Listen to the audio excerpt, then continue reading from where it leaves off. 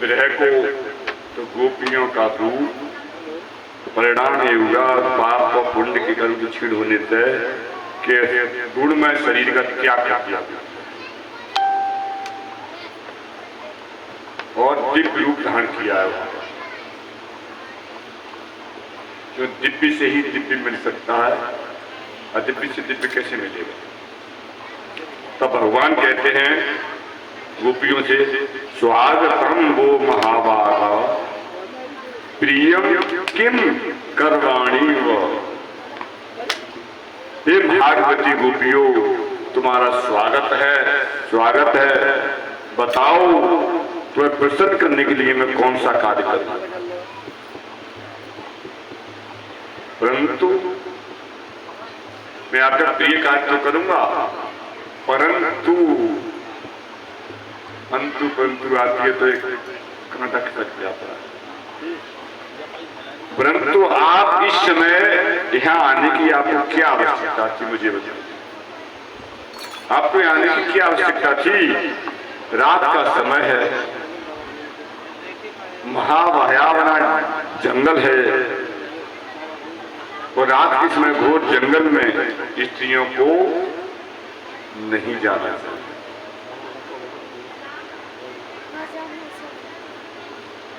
रुकना भी नहीं चाहिए। लौट जाओ तुम्हारे माता पिता भाई बंधु पति पुत्र खोज रहे होंगे आपको, आप लौट जाइए। अब देर मत करो, किसी ब्रज में लौट जाओ। इस तरह से भगवान समझा रहे हैं और कहते हैं भद्रो सोत्रो एवं स्त्रीणाम परो धर्मो ह्यमाया तप्तंधूनाम च कल्याण प्रजानाम चानुकोषणम। हे कल्याणी गोपियों, स्त्रियों का परम धर्म यही है कि वह अपने पति भाई बंधुओं के निष्कपट भाव से सेवा। यदि पति नहीं है, भाई है, माता पिता है, तो उनकी आज्ञा के अनुसार चलना चाहिए। यह स्त्रियों का धर्म है। और प्रजानाम चारुभूषणम, प्रजा मतलब है अपने पुत्रों का पालन पोषण कीजिए। क्यों? आप लोगों को जनाया ना, आपके लिए प्रजानाम चारुभूषणम, वो संतान का पालन पोषण है। पति का परित्याग नहीं करना चाहिए कभी भी पत्नियों को, भले ही कितने बुरे कर्म क्यों न कर रहा हो, बुरे स्वभाव वाला क्यों न हो, भाग्यहीन हो, वृद्ध हो, रोगी हो, गरीब ही क्यों न हो, कुलीन स्त्री के लिए अन्य पुरुष की सेवा करना सही तरह से निंदनीय होता है। भगवान कृष्ण ने रासलीला रचते समय गोपियों को संदेश दिया है। मैया कहा बनाओ तुमने आज घर कि जो चिची बनाई तो बता रही हूं बार बार।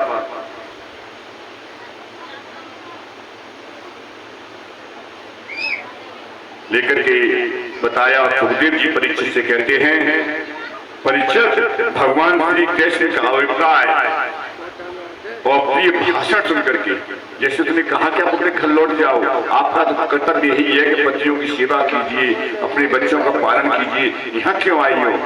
अब तो लेकर के जैसे इस दोपहरी की धूप में फूल मुरझा जाता है ना, उसी से सबके चेहरे मुझे हताश हो गई, सभी लोग उदास हो गई, चिंता में डूब गई,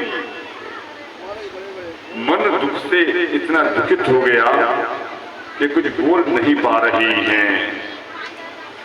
और तो भगवान बार-बार कह रहे हैं, जाओ तुम यहाँ क्या कर रही हो? अब तो आंखों से झट झरना लगा। बेटी, तुमसे बार-बार कह रहे क्यों नहीं शांत हो रही हो तुम? या फिर पीछे बैठेगी जा करके?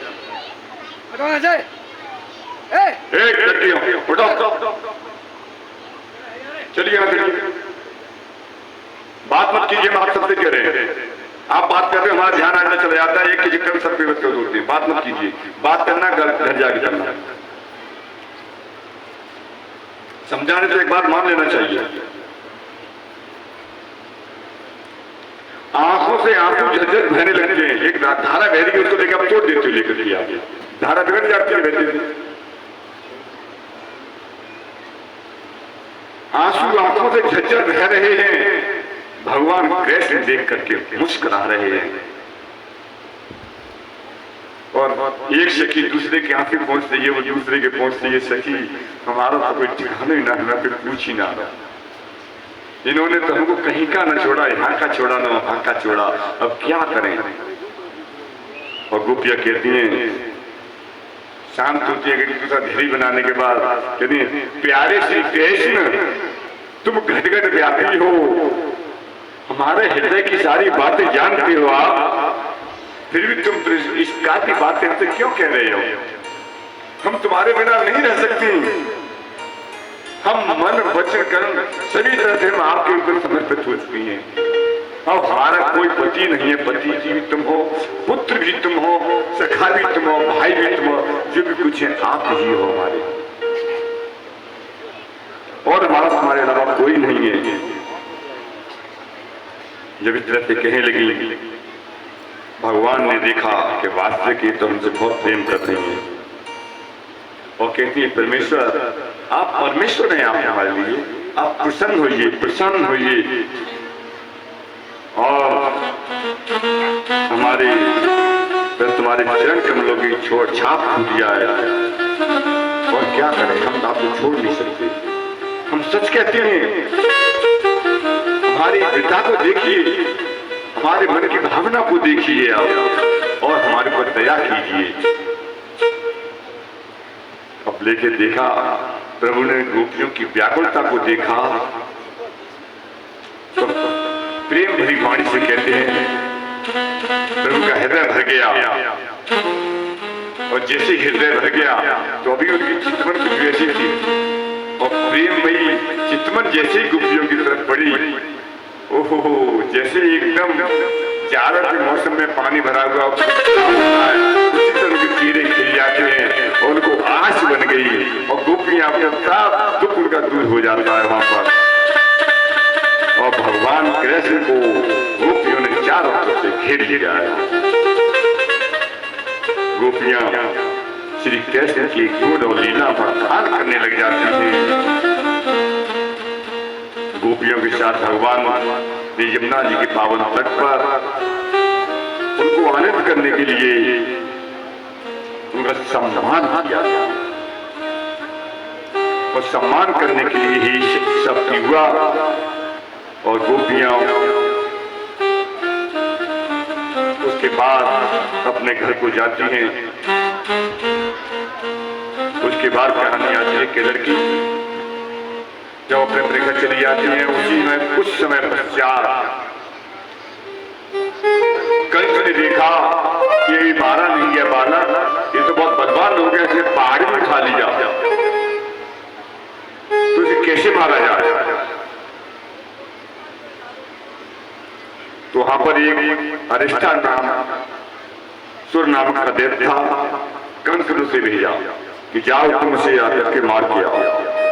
वहां पहुंच जाता है तो भगवान ने उसका छड़ मारना ही बंद कर दिया अरिष्टासुर को। जब बंद हो गया तो कंस जो है चिंतित होने लगा, बोला क्या करूं, कुछ नहीं है। भगवान की प्रेरणा से नारद जी फिर कंस के पास जाते हैं, और जाके कहते हैं कंस से, मालूम है क्या कहते हैं? यशोदाया सुतां कन्या देवक्या कृष्णमेव च रामं च रोहिणी पुत्रं वसुदेवेन विवध्यता। हे राजकंस, जो कन्या तुम्हारे हाथ से छूट करके आकाश में चली गई थी, वह कोई और नहीं, वह यशोदा की पुत्री थी। जो कन्या आपके हाथ से छूट के चली गई थी वो कोई और नहीं, वो यशोदा की पुत्री थी, और जो ब्रज में इस समय कृष्ण है वो देवकी का पुत्र है। जो बलराम है वह रोहिणी के पुत्र हैं। वसुदेव ने तुमसे डर के नंद के पास पहुंचा दिया था इन दोनों को। उन्हीं कृष्ण और बलराम ने तुम्हारे अंतर दैत्यों का वध किया है, किसी और ने नहीं किया। जैसे ही भगवान को नारद जी ने कहा कंस से, कंस क्रोध से कांप उठा, आंखें लाल हो गई, इतनी लाल हुई कि जैसे आग पर पानी रख दिया जाए तो तप जाता तो उसमें तक पानी निकलने लगता है, भाप बन के तो उनकी आंखों से पानी निकलने लगा, इतना क्रोधित हो गया, कांपने लगा। और उसने अपने सैनिकों को बुला करके तुरंत ही वसुदेव को मारने के लिए तलवार निकाल दी। तब नारद जी ने उसे समझाया कि वसुदेव और देवकी को कैद खाने में डाल दिया। उसके बाद मारा नहीं, समझाने पर नारद जी की बात को हर कोई मानता चला। दैत्य, असुर, राजा, ब्राह्मण, देवता, ऋषि मुनि सभी मानते थे। कोई नारद जी की बात किसी ने टाली नहीं अभी तक। तो कंस कैसे टाल सकता था वहां पर? तो कंस ने नारद जी की बात को माना और देवकी और वसुदेव को पुनः कैद खाने में डाल दिया। जब कंस ने उसके पश्चात कंस ने केशी को बुलाया, कृष्ण का वध करने के लिए भेजा, जो ब्रज में एक घोड़े का रूप धारण करके जाता है, उत्पात मचाने लगा। तब कृष्ण ने उसे अपने दोनों हाथों से उसके पीछे के पैर पकड़े और घुमा दिया और पटक दिया, और जैसे पटक दिया तो उसके प्राण निकल जाते। अब कंस ने कहा कि क्या किया जाए, किस किस को भेजिए, तो मर रहे हैं। अब वही षड्यंत्र रचना चाहिए। षड्यंत्र रचने के बाद ही इसको मारा जा सकता, अंतर नहीं। तब उसने अपने सभी मंत्रियों को बुलाया और मंत्रियों को बुलाने के पश्चात एक धनुष यज्ञ का आयोजन किया। और धनुष का यज्ञ का आयोजन करते समय बड़ी सावधानी के साथ जगह जगह स्थान स्थान पर उसने कृष्ण के मारने के सारे उपाय नियुक्त कर दिए। किस तरह से मारा जाना, सारी योजना बना ली, पूरी योजना बना, बद तरीके से कार्य करने लगा। इधर तो नारद जी ने कंस को कह दिया ये चीज है, धनुष की प्रेरणा भी नारद जी दे के गए थे। और इधर जाकर के भगवान कृष्ण के पास मिलते हैं और कृष्ण से भी कहते हैं, क्यों भाई नारद जी तो भगवान के परम प्रेमी सच्चे हृदय वाले थे, समस्त जीवों का कल्याण चाहते थे। नारद जी ने समस्त जीवों के कल्याण के लिए हमेशा सोचा। देवर्षि रूपम समज्ञ भागवत प्रभो, कंस के आगे लौटकर भगवान कृष्ण के पास पहुंचते हैं और एकांत में जाकर के भगवान से कहते हैं, प्रभु आप तो सर्वशक्तिमान हो, सत्य संकल्प है आपके, धर्म की रक्षा के लिए ही यज्ञवंश में आपने अवतार लिया है, धर्म की रक्षा कीजिए। और नारद जी कहते हैं, चाडूरम मुष्टिकम चैव मल्लान्याश्च हस्तिनम, परसों आपके हाथों से चाडूर मुष्टि को अन्य पहलवानों की सहित कुलिया तीड़ हाथी और कंस च निहतम दक्षे परसो आहणतम, स्वयं कंस को भी आपने मरते हुए देखूंगा आपके हाथ परसों। भगवान ने कह रहे नारद जी आदेश दे रहे हैं कि परसों आपके हाथों से सब मरते हुए देखूंगा मैं। समझ लीजिए बाप, तो समय आगे लीला के लिए नहीं रहा है, ये सब देखूंगा आपके हाथों करते हुए। इसके बाद शंखासुर है, काल यवन है, मुर है, नरकासुर है, जरासंध है, इनका ही वध देखूंगा। और पृथ्वी में भविष्य में पृथ्वी का भार उतारने के लिए अर्जुन के आप सारथी बनेंगे। आप काल रूप अनेकों अक्षणी सेना का संहार करेंगे। यह सब वार्तालाप कर भगवान को प्रणाम करके नारद जी हाथ चले जाते। अब इधर क्या होता है? सुखदेव जी कहते हैं परीक्षित से, कंस की आज्ञा का पालन करने के लिए योजना बन गई है पूरी। अब वो किसको भेजते हैं? भगवान को लेने के लिए नंद बाबा के मित्र अक्रूर जी को। अक्रूर जी को भेजते हैं मथुरा से नंद बाबा के यहाँ किसे लेने के लिए? बलराम और कृष्ण को लेने के लिए। और ये भी कहते हैं कि सभी ग्वाल वाल गोकुल के आकर के मनुष्य में भाग ले। यदि ये नहीं कहते तो समझ जाते कि क्यों बुलाया है। उनको हम मुख्य अतिथि के रूप में बुलाया है। सभी को तो वैसे देखने के लिए बुलाया, पर इन दोनों को मुख्य अतिथि के रूप में बुलाया कि मनुष्य के मुख्य अतिथि के रूप में आए। हम उनका सम्मान करेंगे। आपके बेटे बहुत वीर हैं, इन्होंने बहुत असुरों को मारा है, इसलिए उनको लेकर के आए। तो अक्रूर जी जाते हैं, मन में सोचते हैं ये प्रभु आपकी लीला अपरंपार है। बड़ा खुशी हो रहे हैं कि आज मैं प्रभु की अपनी आंखों से साक्षात दर्शन करूंगा, उनकी चरण रज को अपने माथे पर लगाऊंगा। और साथ ही साथ दुखित भी हो रहे हैं कि कंस पता नहीं इन बालकों के साथ में क्या, बहुत दुखित भी हो रहे हैं। और इधर कंस का आभार व्यक्त कर रहे हैं, कंस तूने मुझे बहुत बड़ी कृपा की है। उल्टा भी सोचते हैं और सीधा भी सोचते हैं। अक्रूर जी चलते पहुंच जाते हैं नंदगांव में। जब मथुरा से नंदगांव जाते, वहां पर गोकुल में पहुंचते हैं नंद बाबा के यहाँ। तो नंद बाबा की गौशाला कहां पर थी आपको मालूम है?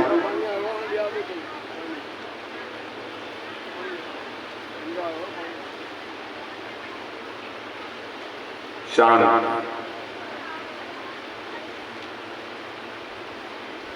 नंद बाबा की गौशाला आपने देखिए कहीं पर कहां है? गोकुल में कहां पर थी? नहीं मालूम।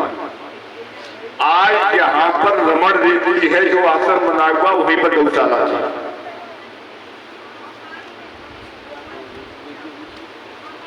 तो उस गौशाला में भगवान कृष्ण, शाम का समय हो गया था, अपने बैलों को गायों को लेकर के गौशाला में वहां अपनी जगह पर पहुंचा रहे थे। तो अक्रूर जी ने रथ वहीं खड़ा कर दिया गौशाला के सामने। देखा कि बलराम और कृष्ण तो गौशाला के अंदर हैं। बड़ा खुश होते हैं, इतने प्रेम में आनंद में हो गए कि रथ से उतरे और जहां भगवान कृष्ण के चरण पड़े हुए थे उन चरणों पर लौटने लगे। इसलिए आज रमण नीति में जाकर के सभी लौटते हैं। वही गौशाला थी। तो रमण उनके चरण कमलों की चरण रज पे रमण माथे पे आ रहे हैं, शरीर पे लेट रहे हैं। तो लोट करके मेरे शरीर को ऐसा कर दिया, मालूम पर इतने मस्त हो गए। और जब वहां लौटते हुए देखा तो ग्वालों ने देखा उनको कि ये कौन रथ पे आया है और ये यहाँ लौट रहा है, इसे हो क्या गया? तो पूछते आप कहां से आए, कौन आए? तो अक्रूर जी अपना नाम पता कुछ नहीं बता पा रहे हैं। भगवान कृष्ण बलराम ने दोनों ने देखा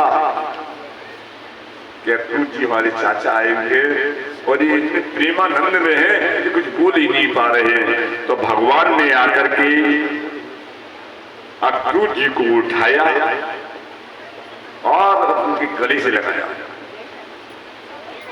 गले से लगाते हुए अक्रूर जी आंखों से रो रहे हैं। जब गले लग रहे हैं, वो क्यों रो रहे हैं? वो सोच रहे कि मैं तो समझ ही नहीं पा रहा था कि गले लगूंगा भगवान के, मैं तो चरणों की रज ही लेना चाह रहा था। भगवान तो इतने दयालु है कि उन्हें मुझे गले से लगा दिया और उनका हाथ छोड़ना नहीं चाह रहे हैं। तो एक हाथ तो भगवान कृष्ण ने पकड़ा अपने छुड़ा करके और एक हाथ बलराम ने पकड़ा है और किधर जा रहे हैं? अपने महल की तरफ ले जा रहे हैं। पीछे से सभी ग्वाल वाल उनके जा रहे हैं।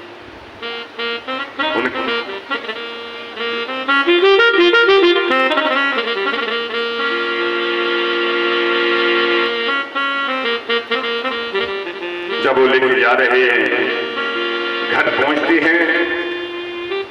घर पहुंचने पर नंद बाबा ने देखा, उनका स्वागत किया, उनके पैर चरण हुए। भगवान ने खुद उनके चरण हुआ, सिंहासन में बिठाया और वार्तालाप पूरा जलपान कराने के पश्चात तब नंदराय जी से अक्रूर जी कंस का संदेश सुनाते हैं और कहते हैं बलराम और कृष्ण को दोनों को अब मुख्य अतिथि में बुलाया है और पूरे गोकुल वासियों को बुलाया है। तो नंद बाबा का एक बार मन उदास हुआ, पर बलराम और कृष्ण दोनों हंसने लगे। उनकी मुस्कान को देख करके नंद बाबा समझ गए कि प्रभु की लीला है, तो उन्होंने जाने की अनुमति दी थी और गोपों से कह दिया आप भी सभी अपने छकड़ों को तैयार कीजिए, लाठी डंडे अपने संभाल के रख लीजिए। गोपों ने सोचा क्या नंद बाबा बुला कह रहे हैं चलिए, और वहां कंस दोनों बच्चों को बुला रहा है, हो सकता है कि वही चाल चलेगा, इसलिए सभी ग्वालों ने अपनी तलवारें और लाठी डंडे अपने छकड़ों में भर लिए। यदि कोई बात आती है तो सभी पूरे गोकुलवासी कंस के ऊपर टूट पड़ेंगे और युद्ध करने के लिए तैयार हो जाएंगे, पर हम अपने कन्हैया के लिए अपने प्राण न्यौछावर कर देंगे, कन्हैया पे कोई आंच नहीं आ जाएगा। ये भाव सभी गोकुलवासियों को बन जाता है। जाने की तैयारियां होती हैं। जब पति जाने को तैयार होते हैं तो पत्नी ने पूछा, गोपियों ने कहाँ जाने की तैयारियां हो रही हैं आपकी? तो बोले अरे आपको नहीं मालूम, कल ऐसे तो धनुष्य किया बलराम और कृष्ण दोनों जाएंगे, तो वहीं जाना चाह रहे हैं। जैसे ही गोपियों ने सुना कि बलराम और कृष्ण मथुरा अब लौट के नहीं, ये हमको हमेशा के लिए छोड़ के जा रहे हैं। देखिए, जब किसी की एक मन, दो जीव एक मन हो जाते हैं तो एक दूसरे की मन की भावना को पहचान देते हैं, तो समझ गए अब ये लौट के आने वाले नहीं। अब तो दुखित होने लगी, रात भर नहीं सोई। सभी गोपियां रात को इकट्ठी हो गई, मंत्रणा की कि सुबह हम कृष्ण को यहाँ से जाने नहीं देंगे, कुछ भी हो जाए। सब तो ग्वाल बाल अपने खड़े हो गए, तैयार हो रहे हैं, उन्हें पता नहीं हमारी गोपियां कहाँ हैं। और गोपियां बाहर वृक्ष के नीचे खड़ी हुई, बड़ के वृक्ष के नीचे। और जैसे ही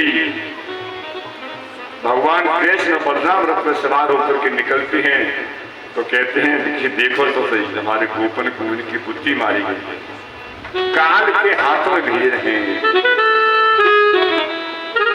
इनको रोकिए। अब तो जैसे कृष्ण निकल के आए हैं, गोपियां इधर से गई हैं और रथ को बीच में रोक दिया।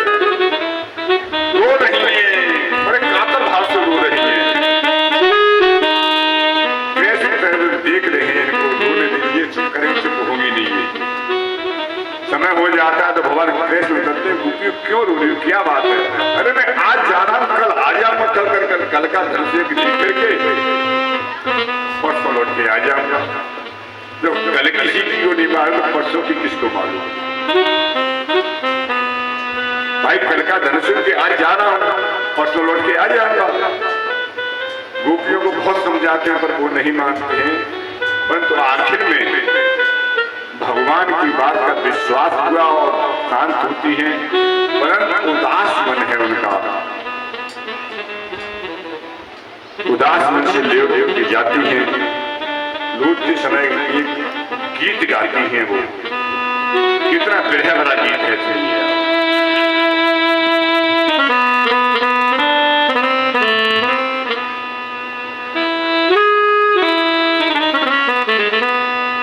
हेलो, श्री राधे।